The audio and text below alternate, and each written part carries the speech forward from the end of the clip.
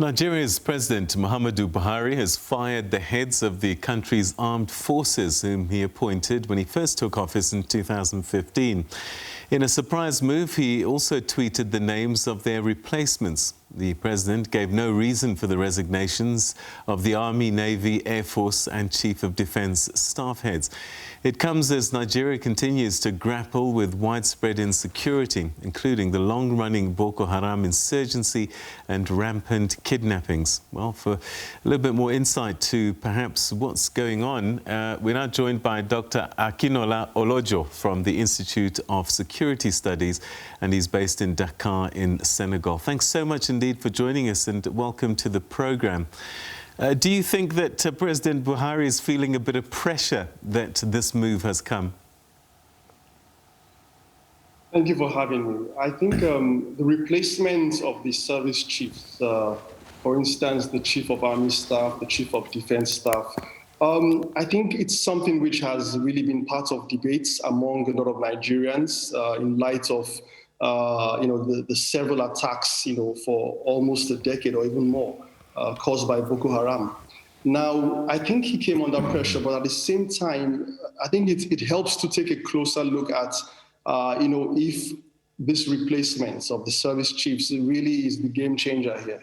Because we've seen replacements in the past, replacements of service chiefs, replacements of theater commanders, in the war against Boko Haram. But then communities affected by the crisis, by the violence of Boko Haram, have not quite seen, what they're yearning for, the peace, which everyone is expecting. So I think the question really is whether or not it's about changing or replacing service chiefs, or actually looking at the strategy that is being adopted by the military.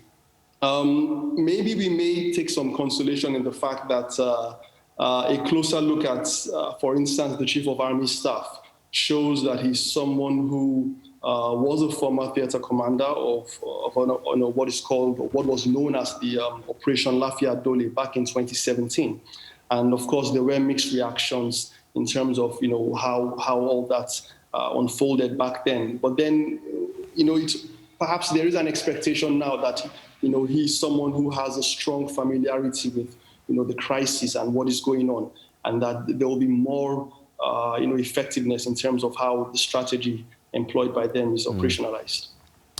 I suppose also that the size of the problem has increased somewhat. At one point it was just Boko Haram.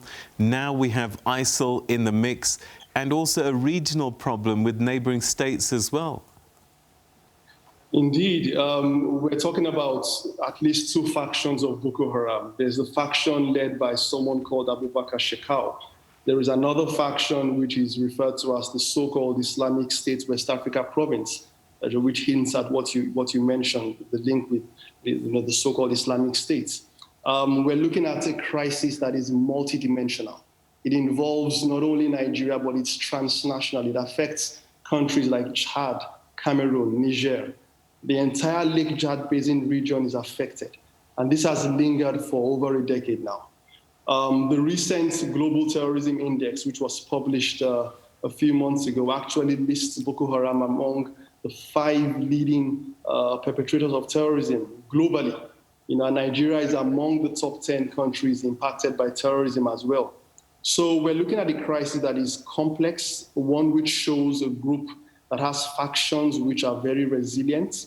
They've lasted for this long, and it's going to take a while before the dust settles. It's going to require an approach that goes beyond the use of force. So while the military approach has its utility, we must be looking at other aspects, multiple levels of managing the crisis, involving the criminal justice approach. We must look at the ideological aspect of this. We must look at engaging communities, engaging the private sector in terms of providing technological solutions, more effectively managing the borders, and, a whole of society approach. People might be wondering why the Nigerian armed forces have failed to tackle these insurgents, given that at one point Boko Haram seemed to have been subdued by the armed forces in the country, but then they were allowed to rise again. just how strong are these insurgent groups that they can take on a country of 200 million people? Indeed. I mean, we must bear in mind that this crisis has lasted for a long time. In fact, what we are witnessing in Nigeria, what the country is witnessing and even the neighbors are witnessing is something, it's actually the culmination of years, perhaps decades of so many factors, sort of coming together, to create this problem, this monster that Nigeria and the neighbors are dealing with. So we're looking at the root causes, for instance, years or decades of governance gaps, for example, which can't be solved within a short period. There won't be any quick fixes. We have to go through that long route. So governance gaps must be addressed. We're looking at a situation whereby even the actions of the security forces several years ago, I mean, when Boko Haram's leader was killed back in 2009, that also contributed to the escalation of the crisis at the time. So these things have it's taken such a long time to sort of get to this point, and it will likewise take quite some time for it to be resolved. But then I think there is the important question of the political will. So when we have investments in the military, we have all these sound policies and the strategies, the national action plans all in place.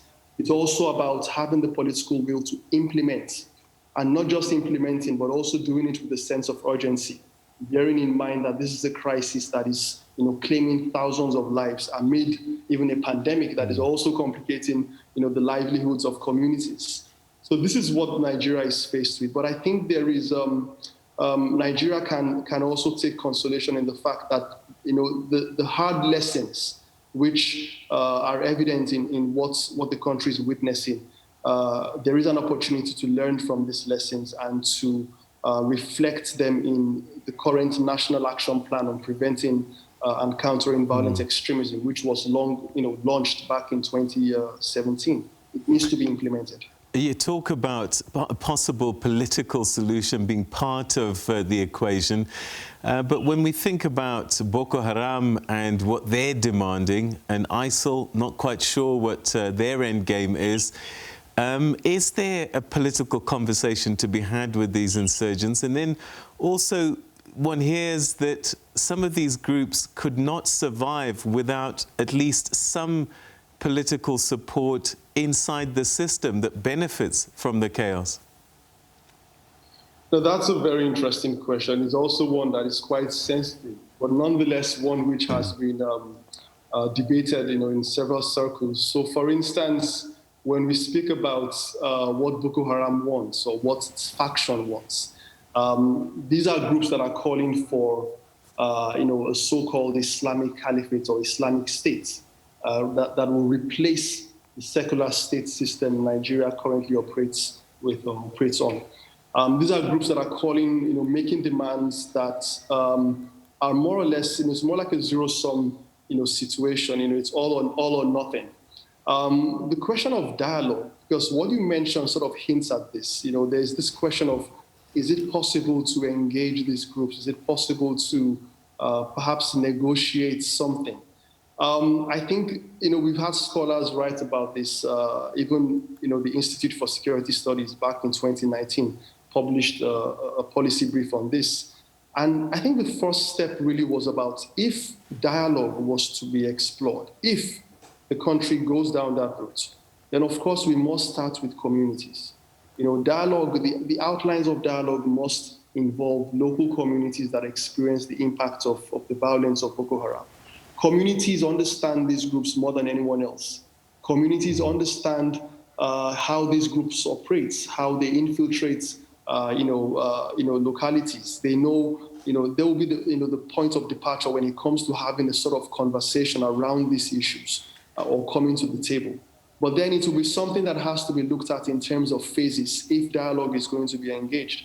If the government is willing to do that, then of course, it has to happen in phases. It's not going to happen all of a sudden.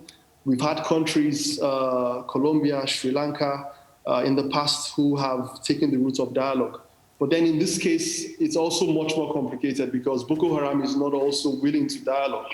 So I think it's a situation where the governments and all aspects or all arms of the government, more appropriately, must have the political will in terms of having a focus on what line of action to take. Right. And then looking at how to complement existing strategies, that is the military approach, with a combination of different other approaches, with the criminal justice system approach, looking at tackling the ideology of the group and engaging the private sector with providing technological solutions to manage the borders, and looking at all this as a comprehensive strategy. All right, Dr. Olojo, we're going to have to leave it there, unfortunately. Very complex situation, but let's see if what President Buhari has chosen to do does bear some fruit. But for tonight, thanks so much for your time and your insights. Thank you for having me.